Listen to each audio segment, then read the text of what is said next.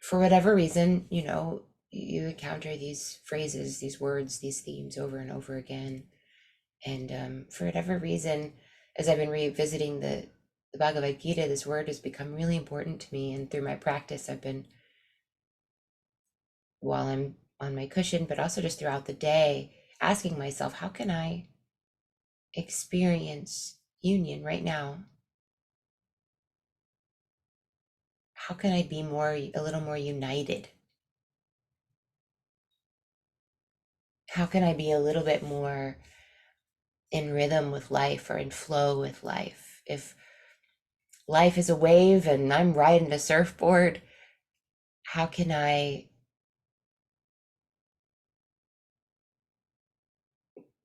connect and be along for that ride? And what I find much of the time is that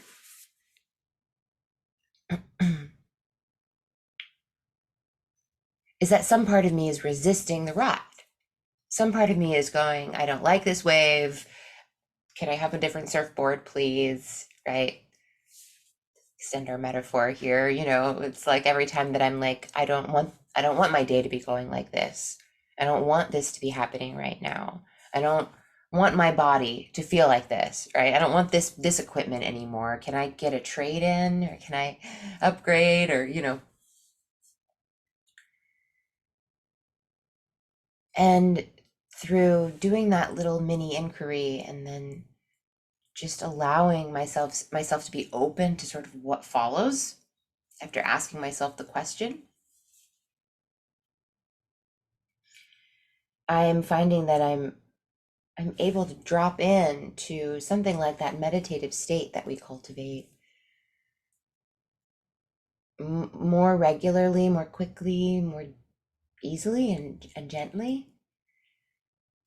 I've also been, as just another technique to kind of play around with, envisioning, as much as you can envision something like this, envisioning my awareness or my consciousness gently meeting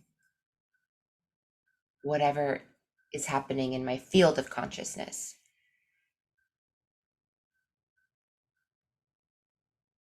And of course, what's happening in my field of consciousness could be anything from a sound coming in, or an image, right? Something outside in from the senses, or a thought, which comes from the inside in, right? But our consciousness meets those just the same.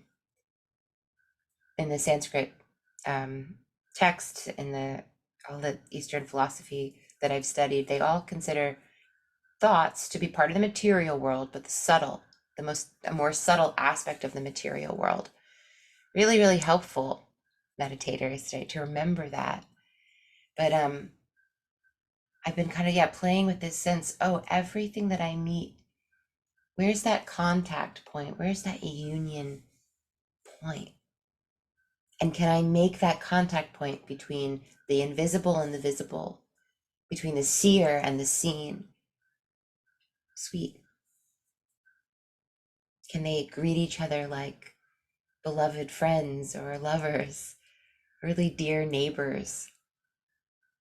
And so often when I just do that little bit of checking in, kind of questioning my experience, that little sort of image or metaphor of two things meeting gently and peacefully, as I do this, I find that there's often a kind of roughness with which I'm meeting my life. And through even just checking in on that, setting the intention of gentling the connection points, that roughness dissipates a little bit. The connection does feel smoother.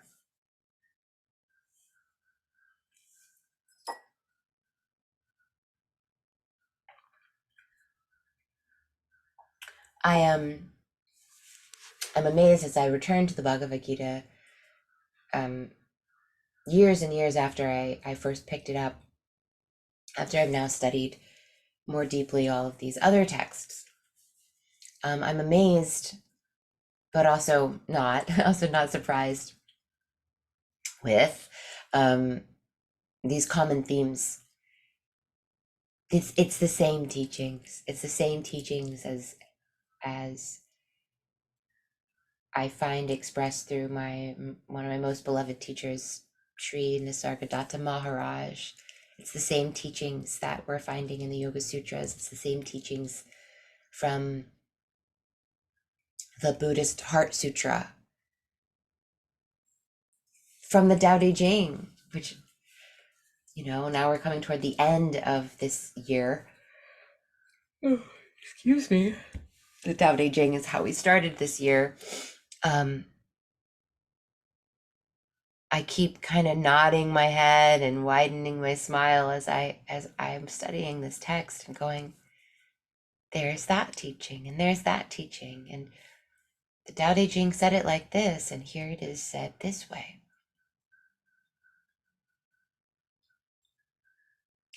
And one of the main teachings here and in those other texts that I love so much, and in the Upanishads, right?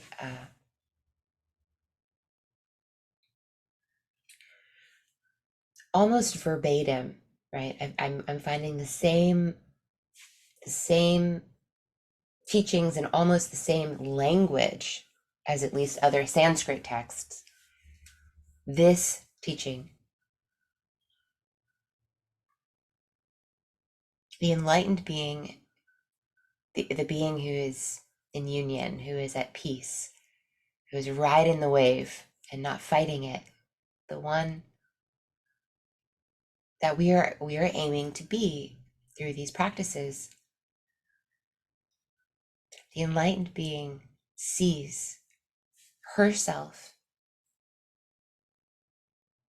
in everyone and sees everyone in herself. And it may be put a different way. Once you discover Brahman in yourself, once you discover the divine in yourself, once you discover your own true nature, everything that comes either through the senses or the mind, everything that your consciousness meets, gross or subtle, everything is recognized as the divine. Everything is recognized as God. Once that unitive state is achieved inwardly, it spreads outwardly. If you're looking around the world and seeing enemies, sit down and look inside. These are these core teachings. And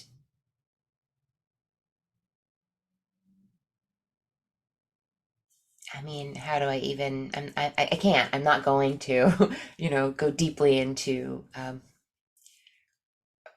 we're not going to start talking about how everything that's going on in the world today, the wars, the politics, the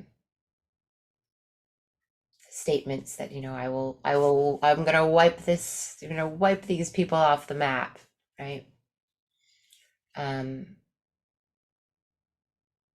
Because we'll get up here in a little bit and we'll turn on the news, and we'll engage with all of that throughout our day. What I want to do here in this really sacred time that we share together is just to remind us that war and this inner propensity to war is not new. Humans have been doing it for a very long time. The Bhagavad Gita is set right before a horrible, bloody, deadly, massive battle that Krishna, the protagonist of the Bhagavad Gita, doesn't want to fight. But he does, but then he does after the book. The end of the book, he goes and does it and deals with a world that does not seem very united, that seems like the opposite. And that the teachings are what prepares him to see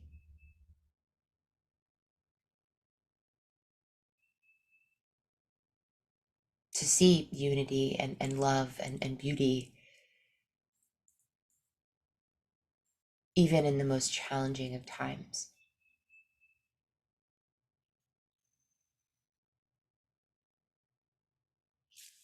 That's that's it. That's the talk for today, really.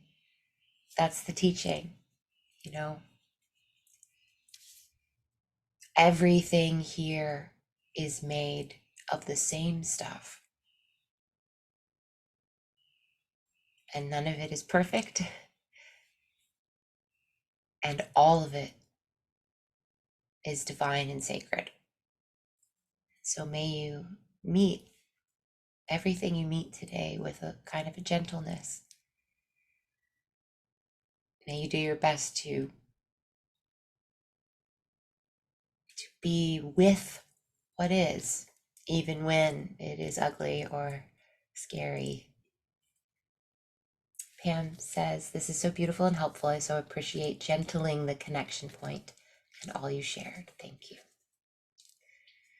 Thank you. Thank you for being here, Pam, and Betsy, and then Pamela and Judy, who had to leave a little early. And if you happen to be taking this in as a recording, we would love to hear from you too. Just let us know your responses in the comments. And I wish you all a beautiful, peaceful day